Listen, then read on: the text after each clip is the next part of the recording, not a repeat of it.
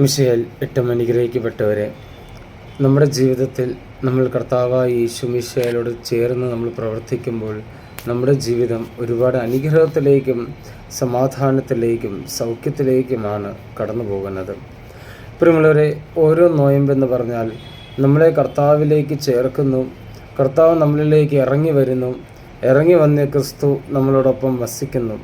നമുക്കറിയാലോ, എമ്മാവൂസിലേക്ക് യാത്ര ചെയ്ത ശിഷ്യന്മാരുടെ ജീവിതത്തിൽ അവർ നേരിട്ട് മനസ്സിലാക്കിയതെന്നും അവരുടെ ജീവിതത്തിൽ ഒരു സങ്കടം കടന്നു വന്നപ്പോൾ, അവരുടെ ജീവിതത്തിൽ അവരുടെ പ്രത്യാശ നഷ്ടപ്പെട്ടു പോയപ്പോൾ, പ്രതീക്ഷകൾ നഷ്ടപ്പെട്ടു പോയപ്പോൾ അവർക്ക് മുമ്പോട്ട് പോകാൻ അവർ പഴയ അവസ്ഥയിലോട്ട് തിരിച്ചു പോകുമ്പോൾ കർത്താവായ യേശു മിശിഹ അവരിലേക്ക് ഒരു യാത്രക്കാരൻ എന്ന നിലയിൽ തിരിച്ചു വരുന്നുണ്ട്.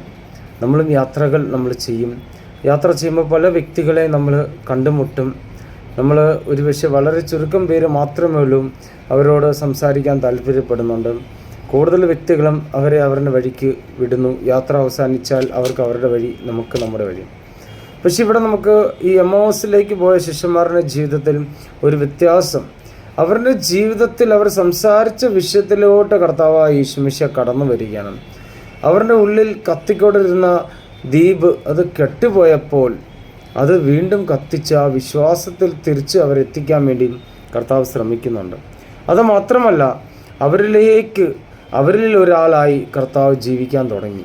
അപ്പോൾ വിശ്വാസം കൂടി. പ്രിയമുള്ളവരെ, ഇന്നത്തെ ഈ നൊയമ്പിൻ്റെ സമയത്ത് നമ്മുടെ ജീവിതത്തിൽ അന്ധകാരം കടന്നു വന്നാലും കർത്താവായ യേശു മിശിഹ അതിനെ തീർച്ചയായും മാറ്റി പിതാവിലോട്ട് നമ്മളെ ചേർക്കാൻ തന്നെയാണ് യേശുവിൻ്റെ ഏറ്റവും വലിയ ആഗ്രഹം. ഇന്നത്തെ നമ്മുടെ സുവിശേഷ ഭാഗം വിശുദ്ധ മർക്കോസ് എഴുതിയ സുവിശേഷം 6-ാം അധ്യായം 45 മുതൽ 52 വരെ ഉള്ള തിരുവചനങ്ങളാണ്. നമ്മൾ പ്രത്യേകമായി മനസ്സിലാക്കേണ്ട ഒരു സത്യമുണ്ട്. അത് ഇന്നത്തെ ഒരു സുവിശേഷ ഭാഗം യേശു വെള്ളത്തിൻ്റെ മീതെ നടക്കുന്നു എന്നാണ്. പക്ഷേ ഇന്നത്തെ ഒരു സുവിശേഷ ഭാഗത്തിൽ നമുക്ക് മനസ്സിലാക്കേണ്ട 3 കാര്യങ്ങളുണ്ട്. ആദ്യത്തെ കാര്യം എന്ന് പറഞ്ഞാൽ, ശിഷ്യന്മാരെ പറഞ്ഞു വിട്ടു, വിശ്വാസികളെ പറഞ്ഞു വിട്ടു. അടുത്തായിട്ട് കർത്താവ് ചെയ്ത ദൗത്യം എന്ന് പറഞ്ഞാൽ പ്രാർത്ഥിക്കാൻ വേണ്ടി പോയെന്നാണ്. അപ്പം നമ്മൾ മനസ്സിലാക്കേണ്ട ഒരു കാര്യം, ജീവിതത്തിൽ എത്ര തിരക്കുണ്ടെങ്കിലും നമ്മൾ ഒരുപക്ഷെ നമ്മുടെ ഭവനത്തിൽ പ്രാർത്ഥിക്കാൻ ഇരിക്കുമ്പോൾ വിരുന്നുകാർ കടന്നു വരും, ചില തടസ്സങ്ങൾ കടന്നു വരും, ചില അത്യാവശ്യം ഫോൺ കോൾ കടന്നു വരും, ചില അത്യാവശ്യം ചെറിയ പ്രശ്നങ്ങളിൽ നമ്മൾ ഏർപ്പെടും. ഇതെല്ലാം കഴിഞ്ഞാലും ദൈവം സമയം തരും. അപ്പോൾ ഇതിനെല്ലാം അപ്പുറത്ത് നമ്മൾ പ്രാർത്ഥിക്കണം. കർത്താവായ യേശു മിശിഹായ ശിഷ്യന്മാരോട് പറഞ്ഞു, നിങ്ങൾ വഞ്ചിയിൽ കയറി നിങ്ങൾ യാത്ര തുടങ്ങിക്കോ. ബാക്കി വിശ്വാസികളോട് യാത്ര പറഞ്ഞ ശേഷം ദൈവം പ്രാർത്ഥിക്കാൻ പോയി. അപ്പോൾ പ്രാർത്ഥനയ്ക്ക് മഹത്വം നൽകുന്ന ഒരു ഇഷ്യൂ ആണ് നമ്മുടെ മുമ്പിലുള്ളത്. അപ്പോൾ നമ്മളും പ്രാർത്ഥിക്കണം. എത്ര തിരക്കുണ്ടെങ്കിലും എത്ര തടസ്സമുണ്ടെങ്കിലും അതിനെല്ലാം എടുത്ത് മാറ്റി വെച്ചുകൊണ്ട് പ്രാർത്ഥിക്കാൻ തുടങ്ങുക. രണ്ടാമത്തെ നമ്മൾ മനസ്സിലാക്കേണ്ട കാര്യം, യാത്ര തുടങ്ങിയ ശിഷ്യന്മാർ അവർ ക്ഷീണിച്ചു. വൈകുന്നേരം സമയമാണ്, കാറ്റ് അവർക്ക് പ്രതികൂലമായിട്ട് നിൽക്കുന്നു. അപ്പോൾ കർത്താവായ യേശു മിശിഹായ്ക്ക് നമ്മളോട് കരുണ തോന്നി. കർത്താവ് വീണ്ടും നമ്മളിലേക്ക് കടന്നു വരികയാണ്. അപ്പോൾ കർത്താവ് നോക്കിയില്ല വേറെ വഞ്ചി പിടിച്ച് നോക്കാൻ, വേറെ വാഹനങ്ങളോ അല്ലെ വേറെ യാത്രയ്ക്കോ മറ്റ് സൗകര്യങ്ങളൊന്നും കർത്താവ് നോക്കിയില്ല. നേരിട്ട് കർത്താവ് തന്നെ പ്രാർത്ഥിച്ചുകൊണ്ട് ആ കടലിൻ്റെ മീതെ നടന്നു പോകുന്നു. കാരണം 2 കാര്യമുണ്ട്. പ്രാർത്ഥിച്ചപ്പോൾ കർത്താവിന് ശക്തി കിട്ടിയ ശക്തി വെച്ച് നോക്കുമ്പോൾ കർത്താവിന് മനസ്സിലായി, എൻ്റെ ശിഷ്യന്മാർ കഷ്ടപ്പെടുന്നുണ്ട്, അവർക്ക് ക്ഷീണമായി, രാത്രിയുടെ സമയമാണെന്ന് അവർക്ക് മനസ്സിലായി. അപ്പോൾ എന്ത് ചെയ്തു? കർത്താവ് ഒന്നും നോക്കാതെ നേരെ അവരിലേക്ക് ഇറങ്ങിച്ചെന്നപ്പോൾ കർത്താവ് യേശു മിശിഹ നമ്മളിൽ വരുമ്പോൾ, സത്യം നമ്മുടെ അടുത്ത് വരുമ്പോഴും നമ്മൾ വളരെ ഭയത്തോടെയും അല്ലെങ്കിൽ അതിനെ സ്വീകരിക്കാത്ത നിലയിൽ ഒരു വിധം പോലെ ശിഷ്യന്മാരും ഇത് തന്നെ ചെയ്തു. അവർ ഭയത്തോടെ ഭൂതം എന്ന് വിളിച്ചു പറഞ്ഞു. അപ്പോൾ കർത്താവ് പറഞ്ഞത് എന്താണ്?